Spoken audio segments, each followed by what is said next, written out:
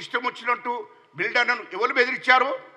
కేటీఆర్కు ఈ రాష్ట్రంలో హోటళ్లలో షేర్లు, ఇయ్యలో ఇండస్ట్రీలలో షేర్లు, కంపెనీలలో షేర్లు, ఇయ్యలో ఇక్కడ నుండి ఏది బంజారా మన జూబ్లీ హిల్స్ నుంచి మొదలుకుంటే హైటెక్ సిటీ మాదేపూర్ ఆ కొండాపూర్ దాకా ఆ కంపెనీలలో షేర్లు ఉన్నాయి. అది మాకు తెలియదు అనుకుంటున్నావా? దాని మీద విచారణ జరుగుతుంది.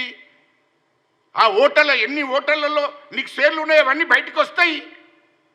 నువ్వు ఈ 10 ఏళ్లలో ఎన్ని వేల కోట్లు దోషినావు అవన్నీ బయటికి తీరడానికి దానికి విచారణ జరుగుతుంది. ఎందుకు తొందరపడుతున్నావు నువ్వు? నీవు కానీ మీ చెల్లె ఇంకా టీఆర్ జైలుకి పోయింది, మళ్ళీ వచ్చినా కూడా మళ్ళీ అదే టీఆర్ జైలుకు పంపిస్తారు ఇక్కడ రాష్ట్ర ప్రభుత్వం కూడా. ఎందుకు తొందరపడుతున్నావు? ఇంకా మీ చెల్లెది ఒడవలే, సంవత్సరం కాదు ఓ 10 ఏళ్ళు ఉంటుంది ఖచ్చితంగా టీఆర్ జైల్లో. కేటీఆర్ నువ్వు కూడా టీఆర్ జైలుకే పోతావు, తొందరపడకు. ఫోన్ ట్యాపింగ్ చేయించింది వాస్తవం కాదా? మొత్తం డిఎస్తో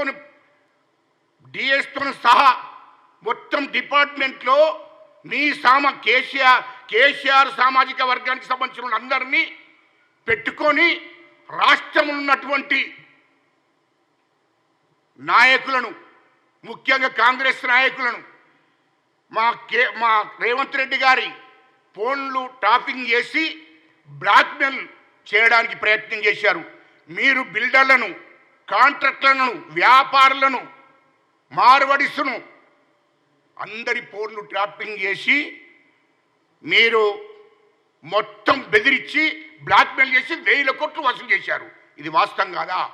ఫోన్ ట్యాపింగ్ ఎవరు చేశారా? మీరు కాదా? దానికి ప్రైవేట్గా అంటే కేంద్ర ప్రభుత్వం పర్మిషన్ లేకుండా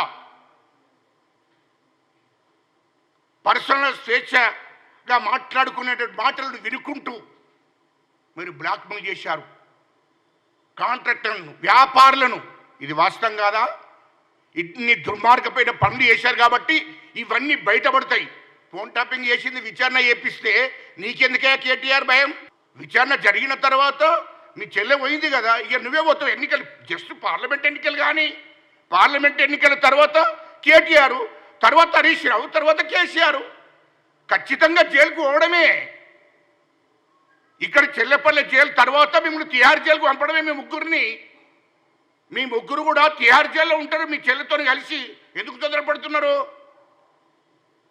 3 లక్షల కోట్ల రూపాయలు దోసుకున్న డబ్బంతా బయటికి తీసేదాకా రాష్ట్ర ప్రభుత్వం ఊకుండదు.